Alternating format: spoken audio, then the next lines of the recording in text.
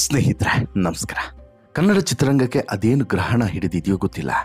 ಒಂದಾದ್ಮೇಲೆ ಒಂದು ಸ್ಯಾಡ್ ನ್ಯೂಸ್ಗಳು ಹೊರಗಡೆ ಬರ್ತಿದ್ದಾವೆ. ಅದರಲ್ಲೂ ಕೂಡ ಇತ್ತೀಚೆಗೆ ವಿಚ್ಛೇದನ ಅನ್ನೋದು ತುಂಬ ಕಾಮನ್ ಆಗಿ ಹೋಗಿದೆ ಕನ್ನಡ ಚಿತ್ರರಂಗದಲ್ಲಿ.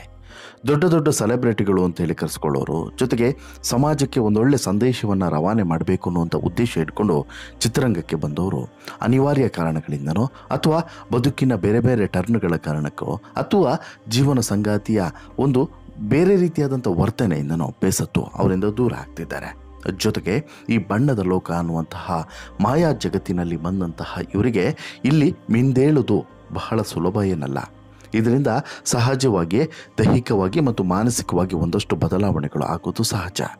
ಅದಕ್ಕೆ ತಮ್ಮ ಜೀವನವನ್ನು ಕೂಡ ಬಲಿಪಶು ಮಾಡಿಕೊಳ್ತಿದ್ದಾರೆ ಅನ್ನೋದು ಮಾತ್ರ ವಾಸ್ತವ. ಸತತವಾಗಿ ನಾವು ಒಂದಾದ್ಮೇಲೊಂದು ಈ ಡಿವೋರ್ಸ್ ವಿಚಾರಗಳನ್ನು ಈಗ ಕೇಳ್ತಾ ಇದ್ದಾವೆ. ಇದು ಸಹಜವಾಗಿ ಎಲ್ಲರನ್ನೂ ಕೂಡ ಡಿಸ್ಟರ್ಬ್ ಮಾಡುವಂಥ ವಿಚಾರ. ಯಾಕಂತ ಹೇಳಿದ್ರೆ ಅವರನ್ನು ಫಾಲೋ ಮಾಡೋರು, ಅವರನ್ನು ಪ್ರೀತಿಸೋರು ಸಹಜವಾಗಿ ಈ ಸುದ್ದಿಯನ್ನು ಕೇಳಿದ ತಕ್ಷಣ ಡಿಸ್ಟರ್ಬ್ ಆಗ್ತಾರೆ. ಅದೇ ರೀತಿ ಈಗ ಮತ್ತೊಂದು ಜೋಡಿ ಡಿವೋರ್ಸನ್ನು ಮಾಡಿಕೊಳ್ತಿದ್ಯಾ ಅನ್ನುವಂಥ ಅನುಮಾನ ಮೂಡ್ತಾ ಇದೆ. ನೋಡೋದಕ್ಕೆ ಆಕೆ ಮುದ್ದಾದಂಥ ಹುಡುಗಿ. ಆಕೆಯ ನಗು ಯಾರನ್ನಾದರೂ ಕೂಡ ಮೈ ಮರೆಸುವಂಥ ಶಕ್ತಿ ಹೊಂದಿರುವಂಥ ನಗು. ಆ ಮುಖದಲ್ಲಿರುವಂತಹ ಮುಗ್ಧತೆ, ಆ ಮುಖದಲ್ಲಿರುವಂಥ ಸೌಂದರ್ಯ, ಆ ಕಣ್ಣಿನ ದೃಷ್ಟಿ, ಆ ತುಟಿ, ಆ ಮೂಗು ವರ್ಣಿಸೋಕೆ ಅಸಾಧ್ಯ. ಅಶ್ವಿನಿ ನಕ್ಷತ್ರ ಅನ್ನುವಂತಹ ಧಾರಾವಾಹಿಯ ಮೂಲಕ ಇಡೀ ರಾಜ್ಯದ ಜನರ ಕನ್ನಡಿಗರ ಪ್ರೀತಿಯನ್ನು ಸಂಪಾದನೆ ಮಾಡಿ ಮನಗೆದ್ದಂತಹ ಸ್ಯಾಂಡಲ್ವುಡ್ನ ನಟಿ ಈಗ ಮತ್ತೆ ಸೀರಿಯಲ್ಗೆ ಎಂಟ್ರಿಯನ್ನು ಕೊಟ್ಟಿದ್ದಾರೆ. ಕನ್ನಡ ಚಿತ್ರರಂಗದಲ್ಲೂ ಕೂಡ ಹೆಸರುವಾಸಿಯಾಗಿ ಸಾಕಷ್ಟು ಸಿನಿಮಾಗಳಲ್ಲಿ ನಟಿಸಿದಂಥ ಈ ನಟಿಗೆ ಈಗ ಸಿನಿಮಾ ರಂಗದಲ್ಲಿ ಅವಕಾಶಗಳು ಕಡಿಮೆ ಆಗ್ತಿದೆ. ಸೊ ದಟ್ ಆಕೆಗೆ ಮತ್ತೆ ಕಿರುತೆರೆ ಕೈಬೀಸಿ ಕರೆದಿದೆ. ಸೊ ದಟ್ ಮತ್ತೆ ಕಿರುತೆರೆಯಲ್ಲಿ ಬಣ್ಣ ಹಚ್ಚುತ್ತಿದ್ದಾಳೆ ಆ ನಟಿ ಬೇರೆ ಯಾರೂ ಅಲ್ಲ, ಅದೇ ಮಯೂರಿ. ಹೌದು, ಅಶ್ವಿನಿ ನಕ್ಷತ್ರ ಖ್ಯಾತಿಯ ಮಯೂರಿ. 9 ವರ್ಷಗಳ ಅಂತರದ ನಂತರ ಮಯೂರಿ ನನ್ನ ದೇವರು ಅನ್ನುವಂತಹ ಸೀರಿಯಲ್ನ ಮೂಲಕ ಮತ್ತೆ ಕಿರುತೆರೆಗೆ ಮರಳುತ್ತಿದ್ದಾರೆ. ಧಾರಾವಾಹಿಯಲ್ಲಿ ಮಯೂರಿಯವರು ಸಣ್ಣ ಊರಿನ ಬಡ ನರ್ಸ್ ಪಾತ್ರದಲ್ಲಿ ನಟಿಸ್ತಾ ಇದ್ದಾಳೆ. ಊರೇ ಮೆಚ್ಚುವ ಉದ್ಯಮಿ ಸಚ್ಚಿದಾನಂದಗೆ ಸೇರಿದಂಥ ಆಸ್ಪತ್ರೆಯೊಂದರಲ್ಲಿ ಕೆಲಸ ಮಾಡುವಂತಹ ಬಡ ಹುಡುಗಿಯೇ ಈ ಮಯೂರಿ. ಈ ಸಚ್ಚಿದಾನಂದ ಕಳೆದ ಹಲವಾರು ವರ್ಷಗಳಿಂದ ಇಲ್ಲಿ ಏನಾದರೂ ಒಂದು ಜನಸೇವೆಯನ್ನು ಮಾಡಬೇಕು ಅನ್ನುವಂತಹ ಒಂದು ಅಭಿಲಾಷೆಯನ್ನು ಇಟ್ಕೊಂಡು ಬೆಳೆದು ಬಂದಿರುವಂಥ ನಾಯಕ. 20 ವರ್ಷದ ಮಗಳಿಗೆ ಅಪ್ಪನನ್ನು ಕಂಡ್ರೆ ಇಷ್ಟ ಇಲ್ಲ. ತನ್ನಿಂದ ದೂರವಾಗಿ ಬದುಕ್ತಿರುವಂತಹ ಮಗಳ ವಿಶ್ವಾಸವನ್ನು ಮರಳಿ ಗಟ್ಟಿಸಿಕೊಳ್ಳೋದಕ್ಕೆ ಮತ್ತು ಅದನ್ನು ಮತ್ತೆ ಪಡಿಬೇಕು ಅನ್ನುವಂತಹ ಹಂಬಲದಲ್ಲಿರುವಂತಹ ಸಚ್ಚಿದಾನಂದ ಬದುಕಲ್ಲಿ ಮಯೂರಿಯ ಪ್ರವೇಶ ಆಗ್ತದೆ. ಆ ಬಳಿಕ ಏನಾಗುತ್ತೆ ಅನ್ನೋದು ಇಲ್ಲಿನ ಇಂಟ್ರೆಸ್ಟಿಂಗ್. ಹೀಗೆ ಮತ್ತೆ ಈ ಸೀರಿಯಲ್ ಲೋಕದಲ್ಲಿ ಬಣ್ಣ ಹಚ್ಚಿರುವಂತಹ ಮಯೂರಿ ಬಾಳಲ್ಲಿ ಒಂದಷ್ಟು ಕಹಿ ಘಟನೆಗಳು ನಡೆದಿದ್ದಾವೆ ಅನ್ನುವಂಥ ಸುದ್ದಿಯೂ ಕೂಡ ಹರಿದಾಡ್ತಿದೆ. ಹೌದು, ಮದುವೆಯಾಗಿ ಒಂದು ಮಗುವನ್ನು ಕೂಡ ಹೊಂದಿರುವಂತಹ ಈ ಮಯೂರಿ ಬಾಳಲ್ಲಿ ಈ ದಾಂಪತ್ಯದಲ್ಲಿ ಸ್ವಲ್ಪ ವಿರಸ ಮೂಡಿದೆ. ಜೊತೆಗೆ ಡಿವೋರ್ಸ್ ಅನ್ನುವಂಥ ನಿರ್ಧಾರಕ್ಕೆ ಬಂದಿದೆ. ಜೊತೆಗೆ ಈ ಜೋಡಿ ಕಂಪ್ಲೀಟ್ ಆಗಿ ಇವತ್ತು ಬದಲಾಗಿದೆ ಅನ್ನುವಂಥ ಮಾಹಿತಿಗಳು ಕೇಳಿ ಬರ್ತಿದ್ದಾವೆ. ಅದೇ ಕಾರಣಕ್ಕೆ ಮಯೂರಿ ಮತ್ತೆ ಕಿರುತೆರೆಗೆ ಬಂದಿದ್ದಾರೆ ಅನ್ನುವಂಥ ಮಾತುಗಳು ಕೂಡ ಕೇಳಿ ಬರ್ತಿದ್ದಾವೆ. ಹೌದು, ಯಾವಾಗ ಈ ಸುದ್ದಿ ಹೊರಗಡೆ ಬಂತೋ ಆಗ ಸಹಜವಾಗಿ ಸ್ಯಾಂಡಲ್ವುಡ್ನನ್ನು ತುಂಬ ಸೂಕ್ಷ್ಮವಾಗಿ ಗಮನಿಸುವವರಿಗೆ ಒಂದು ಶಾಕಿಂಗ್ ವಿಚಾರನೆ ಹೊರಗಡೆ ಬಂದಂತಾಗಿತ್ತು. ಯಾಕಂತ ಹೇಳಿದ್ರೆ ಕಳೆದ 2 ತಿಂಗಳಿನಿಂದ ಡಿವೋರ್ಸ್ ಸುದ್ದಿಗಳೇ ಹೆಚ್ಚು ಸದ್ದು ಮಾಡುತ್ತಿದ್ದಾವೆ. ಒಂದಾದ ಮೇಲೊಂದು ಜೋಡಿ ವಿಚ್ಛೇದನದ ವಿಚಾರವಾಗಿ ಕೋರ್ಟ್ ಮೆಟ್ಟಿಲನ್ನು ಏರ್ತಾ ಇದ್ದಾವೆ. ಈ ಪೈಕಿ ಬಿಗ್ ಬಾಸ್ನಲ್ಲಿ ಪರಿಚಯವಾಗಿ ಪ್ರೀತಿಸಿ ಬಾಳ ಬಂಧನಕ್ಕೂ ಕೂಡ ಬಲಗಾಲಿಟ್ಟಿದ್ದಂಥ ಚಂದನ್ ಶೆಟ್ಟಿ ಮತ್ತು ನಿವೇದಿತಾ ಗೌಡ ಕಳೆದ ತಿಂಗಳು ವಿಚ್ಛೇದನವನ್ನು ಪಡೆದು ದೂರವಾಗಿದ್ದಾರೆ.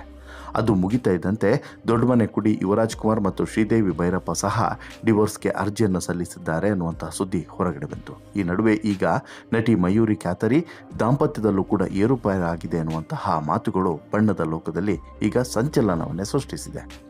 ಅಶ್ವಿನಿ ನಕ್ಷತ್ರ ಸೀರಿಯಲ್ನ ಮೂಲಕ ಕನ್ನಡ ನಾಡಿನ ಮನೆ ಮಂದಿಗೆ ಆಪ್ತರಾಗಿದ್ದಂಥ ಹುಬ್ಬಳ್ಳಿ ಮೂಲದ ಮಯೂರಿ ಅದಾದ ಬಳಿಕ ಚಂದನವನದಲ್ಲಿಯೂ ಕೂಡ ನಟಿಯಾಗಿ ಪರಿಚಿತರಾದರು. ಚೊಚ್ಚಲ ಸಿನಿಮಾ ಕೃಷ್ಣಲೀಲದಲ್ಲೂ ಕೂಡ ಬಣ್ಣ ಹಚ್ಚೋದ್ರ ಮೂಲಕ ದೊಡ್ಡ ಯಶಸ್ಸನ್ನೇ ಪಡೆದುಕೊಂಡ್ರು. ಅದಾದ ಬಳಿಕ ಇಷ್ಟಕಾಮ್ಯ, ನಟರಾಜ ಸರ್ವಿಸ್, ಕರಿಯ ಪಾರ್ಟ್ 2, 8mm ಬುಲೆಟ್, ರುಸ್ತುಂ, ನನ್ನ ಪ್ರಕಾರ, ಆಟಕ್ಕುಂಟು ಲೆಕ್ಕಕ್ಕಿಲ್ಲ, ಮೌನಂ, ಪೊಗರು, ವೀಲ್ಚೇರ್ ರೋಮಿಯೋ ಸಿನಿಮಾಗಳಲ್ಲಿ ನಟಿಸಿದ್ದಾರೆ ಕೂಡ. ಇದೀಗ ಸಿನಿಮಾಗಳನ್ನು ಬದಿಗಿಟ್ಟು ನನ್ನ ದೇವರು ಅನ್ನುವಂಥ ಸೀರಿಯಲ್ನ ಮೂಲಕ ಮತ್ತೆ ಕಿರುತೆರೆಗೆ ಎಂಟ್ರಿಯನ್ನು ಕೊಟ್ಟಿದ್ದಾರೆ ಮಯೂರಿ. ಇದೇ ಸಂದರ್ಭದಲ್ಲಿ ಈಗ ಒಂದು ದೊಡ್ಡ ವಿಚಾರ ಸಂಚಲನಕ್ಕೆ ಕಾರಣವಾಯಿತು. ಅದೇನು ಅಂತ ಹೇಳಿದ್ರೆ ಮಯೂರಿಯವರ ದಾಂಪತ್ಯದಲ್ಲಿ ಬಿರುಕು ಮೂಡಿದೆ ಅನ್ನುವಂಥದ್ದು. ಹೌದು, ಸಿನಿಮಾ ಸೆಲೆಬ್ರಿಟಿಗಳು ಅಂದರೆ ಅಲ್ಲಿ ಲಕ್ಷಾಂತರ ಫಾಲೋವರ್ಸ್ ಇರ್ತಾರೆ. ಇವರ ಮೇಲೆ ಸಹಜವಾಗಿ ಕಣ್ಣನ್ನು ಇಟ್ಟಿರ್ತಾರೆ. ಸೆಲೆಬ್ರಿಟಿಗಳು ಸಣ್ಣ ಸಣ್ಣ ಬದಲಾವಣೆಯನ್ನು ಕೂಡ ಸಾರ್ವಜನಿಕವಾಗಿ ಜಗಜ್ಜಾಹೀರು ಮಾಡಿಬಿಡ್ತಾರೆ. ಅದೇ ರೀತಿ ನಟಿ ಮಯೂರಿ ಅವರು ಕೂಡ ಸೋಷಿಯಲ್ ಮೀಡಿಯಾದಲ್ಲಿ, ಅದರಲ್ಲೂ ಕೂಡ ಇನ್ಸ್ಟಾಗ್ರಾಮ್ನಲ್ಲಿ ಪತಿ ಅರುಣ್ ಕುಮಾರ್ ಜೊತೆಗಿನ ಸಾಕಷ್ಟು ಫೋಟೋಗಳು ಇದ್ವಲ್ಲ, ಆ ಎಲ್ಲ ಫೋಟೋಗಳನ್ನು ಕೂಡ ಡಿಲೀಟ್ ಮಾಡಿದ್ದಾರೆ ಅನ್ನೋದು ಗೊತ್ತಾಗ್ತಿದೆ. ಹೌದು, ಈಗ ಹುಡುಕಿದ್ರೆ ಪತಿ ಅರುಣ್ ಕುಮಾರ್ ಮತ್ತು ಈ ಮಯೂರಿ ಜೊತೆಗಿರುವಂಥ ಒಂದೇ ಒಂದು ಫೋಟೋ ಇನ್ಸ್ಟಾಗ್ರಾಮ್ನಲ್ಲಿ ಕಾಣಿಸೋದಿಲ್ಲ. ಇದೇ ವಿಚಾರವಾಗಿ ಈ ಜೋಡಿಯ ನಡುವೆ ಮುನಿಸು ಮನೆ ಮಾಡಿದ್ಯಾ ಅನ್ನೋದು ಈಗ ಗೊತ್ತಾಗ್ತಿದೆ. ಯಾಕೆ? ಪತಿ ಜೊತೆಗಿನ ಫೋಟೋಗಳನ್ನು ಡಿಲೀಟ್ ಆದಂಥ ಬೆನ್ನಲ್ಲೇ ವಿಚ್ಛೇದನಕ್ಕೆ ಈ ಜೋಡಿಯು ಕೂಡ ಸಜ್ಜಾಗಿದೆ ಅನ್ನುವಂಥ ಗಾಸಿಪ್ ಸೃಷ್ಟಿಯಾಗಿತ್ತು. ಅರುಣ್ ಕುಮಾರ್ ಜೊತೆಗಿನ 10 ವರ್ಷಗಳ ಸ್ನೇಹ ಪ್ರೀತಿಯಾಗಿ ಬದಲಾಗಿತ್ತು. ಅದರಂತೆ 2020 ಜೂನ್ 12ರಂದು ಎರಡೂ ಕುಟುಂಬದ ಸಮ್ಮುಖದಲ್ಲಿ ಸರಳವಾಗಿ ಬೆಂಗಳೂರಿನ ದೇವಸ್ಥಾನವೊಂದರಲ್ಲಿ ಈ ಜೋಡಿ ಕಲ್ಯಾಣವಾಗಿತ್ತು. ಈ ಜೋಡಿಗೆ ಓರ್ವ ಗಂಡು ಮಗು ಕೂಡ ಇದೆ. ಹೀಗಿರುವಾಗಲೇ ಪತಿ ಜೊತೆಗಿನ ಸೋಷಿಯಲ್ ಮೀಡಿಯಾದಲ್ಲಿನ ಫೋಟೋಗಳನ್ನು ಡಿಲೀಟ್ ಮಾಡೋದು ಅಥವಾ ಕಣ್ಮರೆ ಆಗುವಂತೆ ಮಾಡಿದ್ದು ಬಗೆ ಬಗೆಯ ಗಾಸಿಪ್ಗಳು ಹರಿದಾಡುವಂತೆ ಮಾಡಿತು. ನಂತರ ಈ ಗಾಸಿಪ್ಗೆ ಸ್ವತಃ ಮಯೂರಿಯವರೇ ಸ್ಪಷ್ಟನೆ ಕೊಡುವಂತಾಯಿತು. ಹೌದು, ಅವರಿಗೆ ನಾನು ಏನು ಹೇಳೋಕ್ಕಾಗುತ್ತೆ, ಹೇಳುವ ಅವಶ್ಯಕತೆಯೂ ಕೂಡ ಇಲ್ಲ. ನಾನು ತುಂಬ ಪಾಸಿಟಿವ್ ಪರ್ಸನ್. ಕೇಳುವವರು ಕೆಟ್ಟವರಲ್ಲ.